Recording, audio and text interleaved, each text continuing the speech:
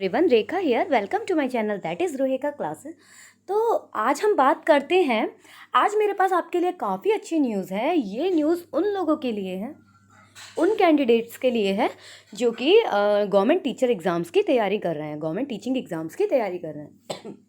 तो जैसा कि आप लोग जानते हैं, UP triple S B Uttar Pradesh माध्यमिक शिक्षा सेवा चयन बोर्ड, इसने कुछ टाइम पहले न्यूज़पेपर में अपना आर्टिकल दिया था जिसमें इन्होंने मतलब एक इनका नोटिफिकेशन था जिसमें इन्होंने यूपी टीजीटी पीजीटी टीचर्स की अपकमिंग वैकेंसीज़ के बारे में बताया था।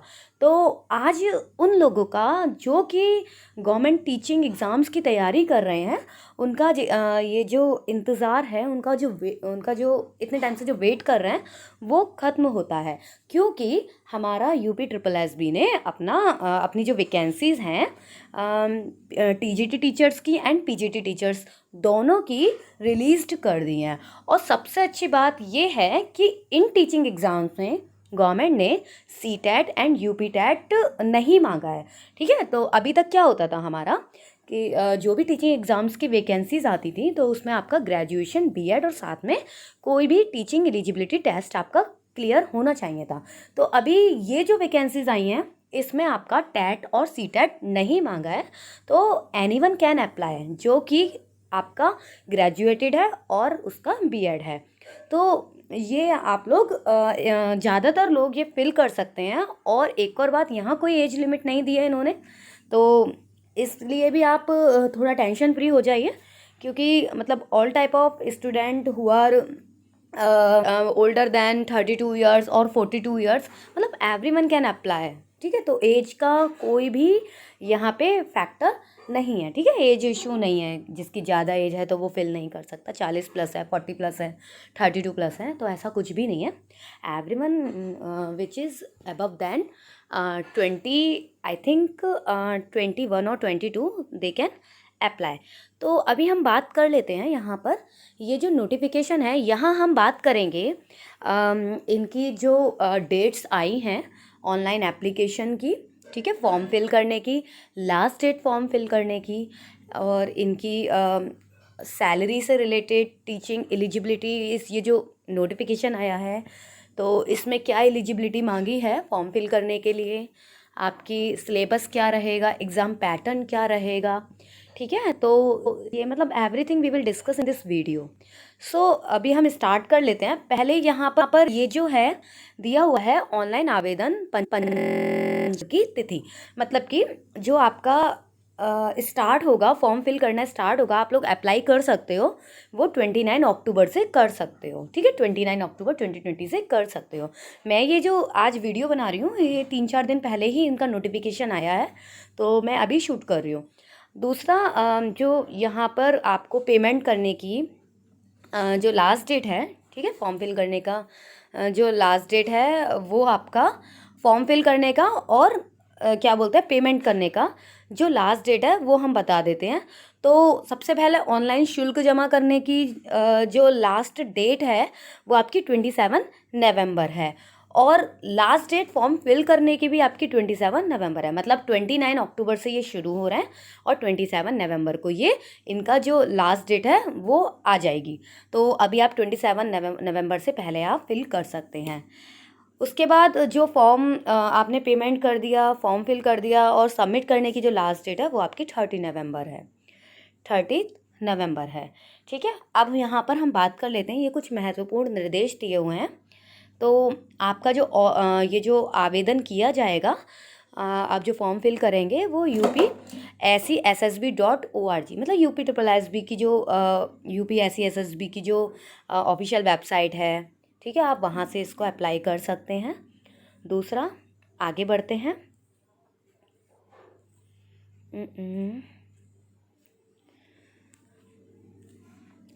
अब है ऑनलाइन आवेदन करने से रिलेटेड कुछ अनुदेश दिए हुए हैं। ठीक है, तो यहाँ पर सबसे पहले आपको रजिस्ट्रेशन करना होगा। ठीक है, कैंडिडेट का रजिस्ट्रेशन होगा, उसके बाद आपको फ़ी पे करनी होगी। ठीक है, उसके बाद फॉर्म सबमिट करना होगा। तो फर्स्ट जो इसका स्टेज है जिसमें आपको रजिस्ट्रेशन करना होगा, तो आप आई थिंक आपको ये जो ऑफिशियल नोटिफिकेशन है ये आपको डाउनलोड कर लेना चाहिए। तो उससे आपको फॉर्म फिल करने में और एवरीथिंग जो ये चाह रहे हैं, ठीक है, और एक बार आप पढ़ भी लेंगे तो आपको फॉर्म फिल करने में आसानी हो जाएगी। ठीक है, तो कोई आई थिंक आप मिस्टेक नहीं करोगे फिर। उसके बाद यहाँ पर फ़ीस पेमेंट का ऑप्शन है। ठीक है, यहाँ पे फ़ीस दी हुई है जो कि जनरल कैटेगरी के जो लोग हैं उन्हें, मतलब जो जनरल कैटेगरी के कैंडिडेट हैं उनको 700 का आवेदन शुल्क देना होगा। ठीक है, और उसके साथ ऑनलाइन प्रक्रिया शुल्क 50 रुपये, मतलब टोटल आपको 750 का ऑनलाइन पेमेंट करना होगा। EWS जो हैं उनको 450। ठीक है, 450 EWS जो हैं, EWS कैटेगरी में जो जनरल कैटेगरी के जो लोग आते हैं EWS श्रेणी में, उनको 450 का ड्राफ्ट बोल सकते हैं या फिर आपको फ़ीस देनी होगी। ठीक है, और OBC जो हैं उनको उनका भी जो फ़ीस है वो 750 जाएगा। बाकी अनुसूचित जाति और अनुसूचित जनजाति, ठीक है, SC ST जो हैं उनके लिए 450 और 250 का आवेदन शुल्क होगा। आगे थर्ड स्टेज जो है वहाँ पे फॉर्म सबमिट करना होगा। तो इसमें कुछ डायमेंशंस दी हुई हैं, आपको जो फ़ोटो लगाना है वो इतने इंचेस का होना चाहिए, इतने mm का होना चाहिए। ठीक है, सिग्नेचर का, और ये जो कुछ अनुदेश दिए हुए हैं आपको इनको पढ़ लेना चाहिए, आप देख लेना। आगे बढ़ते हैं। यहाँ पर जो एज लिमिट दी हुई है वो यहाँ पर साफ दी हुई है, 1 जुलाई 2020 को 21 वर्ष से कम नहीं होनी चाहिए। ठीक है, जो मिनिमम एज लिमिट है वो आपकी 21 ईयर्स होनी चाहिए, और मैक्सिमम की इन्होंने कोई लिमिट नहीं दी हुई है। ठीक है, तो कोई भी जो कि अबव देन 21 ईयर्स है वो अप्लाई कर सकता है। यहाँ पर कुछ सैलरी स्लैब दिया हुआ है। तो ये आपका पे लेवल 7 है, ग्रेड पे आपका 4600 है, और टोटल जो आपको मिलेगा वो 44,900 से लेके 1,42,400 तक का यहाँ पे आपका सैलरी होगा। तो आगे आरक्षण, तो अनुसूचित जाति, अनुसूचित जनजाति एवं समाज के अन्य पिछड़े वर्ग के लिए आरक्षित रिक्तियों की संख्या विद्यालय प्रबंधन द्वारा, ये सब आप पढ़ लेना, आरक्षण का बारे में दिया हुआ है। अब है जो इम्पोर्टेंट है वो है शैक्षिक योग्यता। ठीक है, तो शैक्षिक योग्यता इसमें नीचे दी होगी, यहाँ दी नहीं है, इन्होंने बोला है सारणी संख्या 2 में है, तो आप नीचे बढ़ेंगे तो आपको मिल जाएगी। आगे परीक्षा केंद्र, तो यहाँ पर परीक्षा केंद्र के बारे में दिया हुआ है कि जो आपका एग्ज़ाम सेंटर होगा वो उस मंडल का जहाँ हेडक्वार्टर होगा वहीं पर ही होना है। तो सभी मंडल के जनपद मुख्यालयों पर ही आपका केंद्रों का निर्धारण किया जाएगा। तो आगे भर्ती प्रक्रिया, उसके लिए ये बच्चों ये बहुत इम्पॉर्टेंट है, इसमें आपका सिलेबस भी डिफ़ाइन हो जाता है। तो यहाँ पर आपका जो एग्ज़ाम है उसका जो प्रोसेस है, ठीक है, तो वो क्या है, सबसे पहले आपका रिटन एग्ज़ाम होगा, लिखित परीक्षा, जिसमें आपके जो टोटल क्वेश्चन होंगे वो 125 होंगे, 125 प्रश्न होंगे, उनके साथ वो जो प्रश्न होंगे वो 500 अंकों के होंगे, मतलब कि 125 क्वेश्चन 500 मार्क्स के होंगे, मतलब कि एक क्वेश्चन आपका कितने का बैठेगा, 4 मार्क्स का होगा। ठीक है, और उसके आगे दिया हुआ है तदर्थ शिक्षकों के लिए लिखित परीक्षा 465 अंकों की होगी और प्रत्येक प्रश्न 3.72 अंक का होगा। तदर्थ शिक्षक जो मतलब पहले से पढ़ा रहे हैं, मतलब जो प्राइवेट पढ़ा रहे हैं स्कूल्स में, वो तदर्थ शिक्षक होते हैं। उनकी जो लिखित परीक्षा होगी वो 465 मार्क्स की होगी, और उनका कुछ वेटेज होगा, मतलब जो उनका एक्सपीरियंस होगा उसके बेस पर उनको कुछ मार्क्स दे दिए जाएंगे। तो मतलब एक तरीके से आरक्षण ही बोल सकते हैं हम। आपका 2 घंटे का पेपर होगा, इसकी जो समयावधि है वो 2 आवर्स है। अब ये जो प्रश्न का स्वरूप है वो आपका MCQs बेस्ड होगा। ठीक है, सभी प्रश्न हैं वो बहुविकल्प होंगे, मल्टीपल चॉइस क्वेश्चंस होंगे। ठीक है, 4 विकल्प दिए जाएंगे। अब ये जो तदर्थ शिक्षक का अभी मैंने आपको बताया था उसके बारे में दिया हुआ है। आगे लास्ट में जो चयन होगा वो मेरिट लिस्ट के बेस पर होगा। ठीक है, नेक्स्ट अभ्यर्थियों हेतु सामान्य अनुदेश। बच्चों एक और बात आपको बता देती हूँ, यहाँ पर कोई नेगेटिव मार्किंग नहीं है। ठीक है। तो आप टेंशन फ्री हो जाइए, कोई नेगेटिव मार्किंग नहीं है, क्योंकि नेगेटिव मार्किंग का इन्होंने यहाँ पर कुछ भी नहीं दिया है, मतलब कि नेगेटिव मार्किंग नहीं है। आगे पढ़ लेते हैं। हाँ, ये कुछ महत्वपूर्ण अनुदेश दिए हुए हैं, आप डाउनलोड कीजिए नोटिफिकेशन और इनको पढ़ लीजिए, क्योंकि इसे पढ़ने में काफ़ी टाइम लग जाएगा। और कुछ ऐसा है भी नहीं खास जो मैं आपको पढ़ाऊँ बताऊँ। आगे बात करते हैं।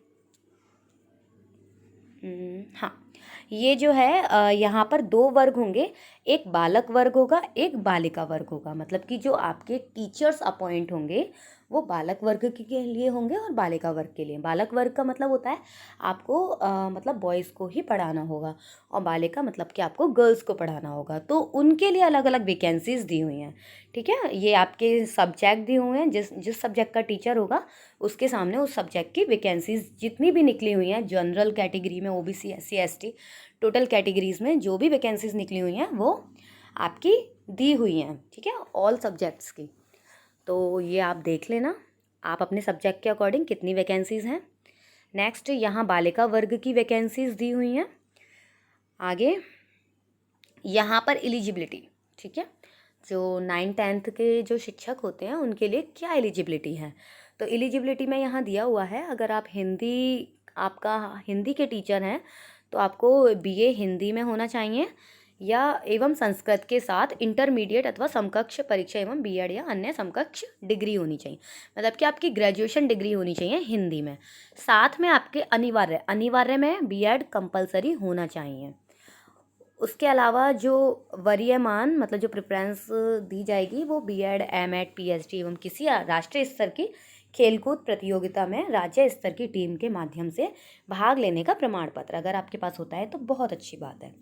नेक्स्ट है मैथ्स के लिए भी बीए और बीएससी मैथ्स से होना चाहिए, साथ में वही बीएड जो अनिवार्य है और प्रेफरेंस जो है वो दी हुई है। तो ये सभी सब्जेक्ट के लिए हम बोल सकते हैं, सभी सब्जेक्ट के लिए यहाँ जो दिया हुआ है मतलब जिस सब्जेक्ट का आपको टीचर बन रहा है उस सब्जेक्ट में आपकी ग्रेजुएशन कंपलसरी होनी चाहिए, साथ में आपकी बीएड भी अनिवार्य है। ओके, तो यहाँ टेट और सीटेट नहीं मांगा है, इसलिए आपके लिए इवन सभी के लिए काफ़ी अच्छा चांस है, गोल्डन चांस है। तो गाइज़ ये देख लीजिए, ये आपका जो सिलेबस है, डिटेल्ड सिलेबस जो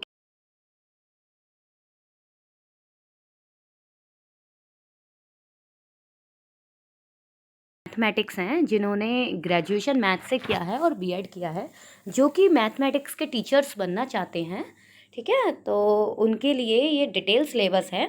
तो आपको इससे काफ़ी हेल्प मिलेगी प्रिपरेशन करने में। तो आई थिंक ये आपको काफ़ी ढूंढना पड़ेगा, लेकिन मैंने ऑलरेडी सर्च करके यहाँ आपको दे दिया है इस वीडियो में, तो आप ये देख लीजिएगा। मैं आपको सभी सब्जेक्ट्स का बताऊँगी।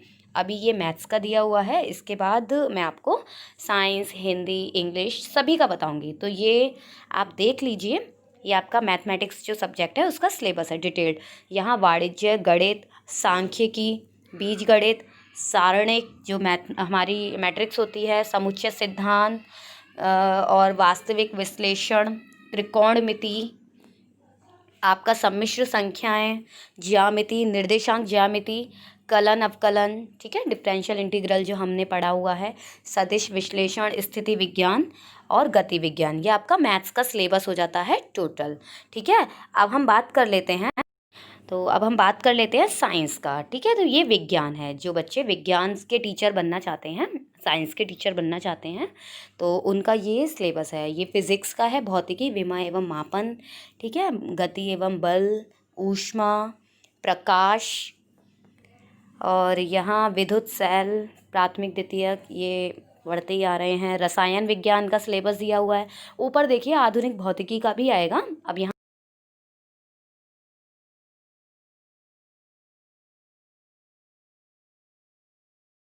रसायन आबंध, रासायनिक आबंध, रासायनिक अभिक्रिया है, वैद्युत रासायनिक सेल तत्वों का आवर्ती वर्गीकरण, ठीक है। और ये इनका डिटेल सिलेबस है। आप इस वीडियो को देखकर इसमें से आप स्क्रीनशॉट ले सकते हैं, तो आप इनका गाइस स्क्रीनशॉट ले लेना, ठीक है। ये डिटेल सिलेबस है, आपको सर्च करने में काफ़ी प्रॉब्लम होगी। ये मैंने ऑलरेडी सर्च कर दिया है, सर्च करके निकाल लिया है। ओके बच्चों, आगे हम दूसरे सब्जेक्ट की बात कर लेते हैं। ये जो सिलेबस है ये उन टीचर्स के लिए है जिनका ग्रेजुएशन हिंदी से है, ठीक है।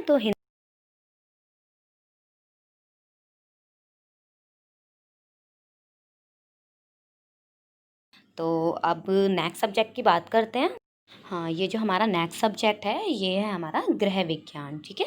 तो होम साइंस के जो टीचर्स हैं, ठीक है, टीचर्स बनना चाहते हैं, होम साइंस के जो टीचर्स बनना चाहते हैं उनके लिए जो सिलेबस है वो ये है जो दिया हुआ है, ठीक है। आप इसका भी स्क्रीनशॉट ले लेना, ठीक है।